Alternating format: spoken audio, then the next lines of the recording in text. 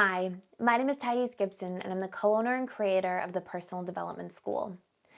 This is your daily breakthrough video, and in this video, I'm going to talk to you a little bit about the fearful avoidant and perfectionism trauma. So we're going to touch on this video a little bit about what perfectionism trauma really means. We're going to talk about the root causes for the fearful avoidant when it comes to perfectionism, and really like why it usually equates to some kind of earlier unprocessed experience that could sort of fall into the category of something traumatic. And we're going to talk about what to do if this is you experiencing this. Now, I do want to say that it's not just fearful avoidance who experience perfectionism. It can absolutely be all insecure attachment styles, and some secure people absolutely can experience versions of perfectionism as well. But fearful avoidance specifically link perfectionism to something different that's usually more about safety and survival. And I'm going to explain in this video why and what that means.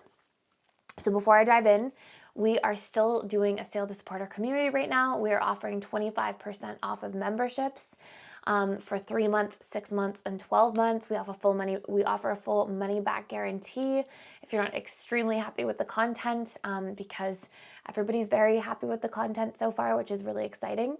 And so we are going to dive into this as well. Oh, and by the way, our courses that are coming out this month are about strengthening your self-identity and understanding like your needs and learning to meet your own needs, and learning like your boundaries and self-awareness and the mission and vision for your life and your personal morals and values and like your personal traits that you want to express more of and the traits that are repressed into the psyche and the subconscious. We go through all these things. It's really a fantastic course about just developing yourself and feeling strong in who you are and what you want to create and the boundaries you can set around yourself so that you're not loving in this or not just loving, but giving and receiving connection from anybody in a way that you forget where you end and somebody else begins. And it's especially important for people who would consider themselves empathic or highly sensitive, because it really falls into this category of boundarylessness. So it's about basically healing that. And then we also have a rebuilding trust course, which is about reprogramming your internal trust baseline, as well as learning to repair trust with others or in relationship to self. So coupon code is with you. I'll put it in the description box below and on this video, and it's 25% off. So perfectionism. Why am I calling it perfectionism trauma? Well, trauma in and of itself is essentially any experience that we couldn't properly emotionally process. And so as a result, it got stored and imprinted into the subconscious mind with a good amount of emotional charge connected to it. And the subconscious mind stores all memory, and all that memory is colored with emotion. And yes, memories can change a little bit over time. They can get consolidated, but that emotion tends to stay generally intact. And so when we look at a trauma, it's that stored emotion from that painful experience based on the way you interpreted it, got stored at a subconscious level, and then you keep kind of reprojecting it all the time. And usually when there's a trauma as well, we form some kind of coping mechanism or behavioral pattern around it as a means to try to protect ourselves from that trauma. And again, trauma, in the words of Gabor Mate, can be something that happened that shouldn't have happened, or something that didn't happen that should have happened. So example, emotional neglect is a really clear one. So that's like that. Now, how do we take that and talk about perfectionism? Well, usually perfectionism is a form of that behavior I'm talking about that we created as an adaptation to a traumatic event. So let's look at how it applies specifically to the fearful avoidant. Well, what I often have seen is that fearful avoidants we know are also sometimes called disorganized attachment style. And this is about an individual who literally felt like they couldn't find a safe attachment strategy in their environment. And so they just learned to be reading between the lines, super hypervigilant, and that developed in order to try to cope with really unpredictable circumstances. So here's how it can take place for the fearful avoidant specifically. Well, let's say that you had a caregiver who was an addict, or a caregiver who had lots of mood swings, or a mood disorder, or a personality disorder, anything. So let's say we saw a lot of unpredictability. Well, as an adaptation to that unpredictability, okay, well, let me break it down. So you might have felt in that experience unsafe. So the traumatic event could be, I can't trust my caregiver. There isn't enough stability and certainty and consistency with a caregiver. I don't know if they're going to come home and they're going to be drinking, or they're going to be in a bad mood and be angry and volatile, or if there's going to be fighting in the home, or, you name it, fill in the blanks according to what challenging experiences you might have had in your childhood. And as a result of enough unpredictability, you learned, okay, I'm unsafe, and that's the trauma. And that is a traumatic event, because you have to imagine, and it may not be on the far end of the continuum that's like 10 out of 10, but that's a very scary thing. Imagine being a child, imagine being an adult, and for whatever reason, you are completely dependent on somebody for your survival from this moment forward. And imagine that the person you're depending on, you can't trust. That's scary as a friggin' adult. Imagine what it feels like as a child when you don't really know your resources and your limits and your boundaries, and you haven't developed a sense of self, and so it's a scary thing to experience at that time as a child. And I just want everybody to be mindful of that. That's not like you should take this and feel like you're the victim and tell stories around, things that are just going to exacerbate your pain. But we should recognize that, hey, we might have gone through some things, if you're a fearful avoidant, that were really challenging. And let me give myself the opportunity to sort of become my parent to my own self in the way that I needed. And when we become our own parents, we do really powerful healing work. So usually there's this, I feel unsafe, and then I have to do everything as right and as perfectly as possible, because if I don't, and I already don't trust the person taking care of me, then something really bad might happen. And so this is where we have this adaptation where perfectionism equals safety. And the reason I'm addressing this, and we can talk about perfectionism and how it occurs for the anxious preoccupied, and how it occurs for the dismissive avoidant, and even how it occurs for the secure individual. But the reason that I'm calling it perfectionism trauma for fearful avoidance is because usually the association, for an anxious preoccupied individual, perfectionism could equal approval and connection. For dismissive avoidance, it could equal, approval and affirmation or acknowledgement. For fearful avoidance, it can equal safety. So I have to be perfect to just stay safe and navigate my environment at all, which means imperfections or mistakes can feel a little bit more jarring as the fearful avoidant than somebody else, because the subconscious associations that are attached in there are things that are triggering big wounds and really scary feelings and feelings essentially of unsafety. So that's a really important thing to recognize first and foremost. Now, how does this sort of manifest in an adult's life? Well, first and foremost, and keep in mind too, I say this, and I want you guys to know as well, that if you had one or two authoritarian parents, you can also become fearful avoidant. Maybe not as extreme as a fearful avoidant, but a fearful avoidant for sure. Because what are authoritarian parents often doing? They're ruling by fear and punishment. And so if you had parents who were very strict, who would get very angry, who had, physical punishments like spanking or smacking on the hand or things like that, then that can create this feeling of that as well. So in the adult life, the problems that come out of perfectionism are that, number one, as a fearful avoidant, sometimes you can start trying to control everybody's perceptions of you.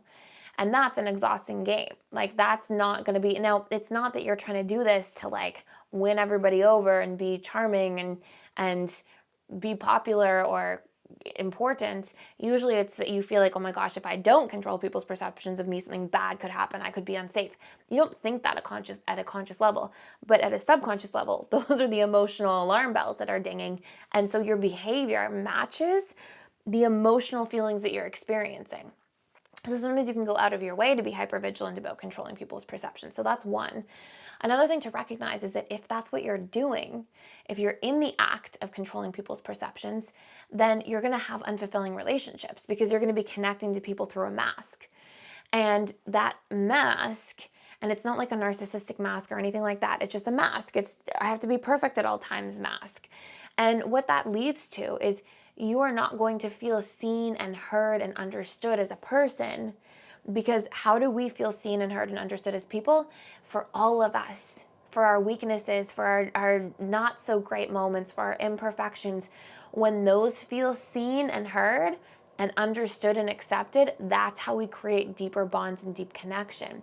And in the loneliness course that we released, that was something that comes up for fearful avoidance specifically, is if, sometimes fearful avoidance and their experience of loneliness has to do with not showing all of themselves, not being super vulnerable. And when we're not vulnerable, it impacts the quality of our connection. And subjective loneliness has been shown to be a lot more about the quality of our relationships as opposed to how many relationships we have, or, how close our relationships are in terms of proximity. So, like if we live with people or not, sort of thing. So this is really important to recognize. Every time there's a mask, every place you put up a mask or hide an imperfection or control somebody's perception or whatever it might be, you connect through a wall. And then you try to connect and give and receive love through a giant wall, which isn't that fun and empowering. So I want you guys to also notice that that is a form of trying to control, right? Controlling people's perceptions. And control is always rooted in fear. Now, control and criticism are both something that people do when they're too afraid to just communicate vulnerably. Too afraid to just say, I feel afraid. I feel uncomfortable. I feel insecure. I need reassurance. Can you please give me some reassurance about X, Y, and Z, because I'm feeling a little uncomfortable and I just wanted to share that with you. And so when we don't do that, and we don't communicate honestly, control becomes a vicious cycle. Why? Because you try to control the external world, which is the single most uncontrollable thing you can control. We have a lot of control and a very strong point of control in our internal world in terms of how we are showing up to change and be aware of and analyze and recognize our own perceptions, our own painful stories, our own unmet needs. And then if we create strategies to work through those things, we've got so much control in our internal world. But when we're trying to control the external world as a means of trying to create an internal feeling that keeps us safe, then you're trying to control something that's not very controllable, which means you're going to feel more out of control, which is then going to be what? Then I try to control more, and then I feel more out of control, and it can very much create a vicious cycle. So it's super important to recognize this.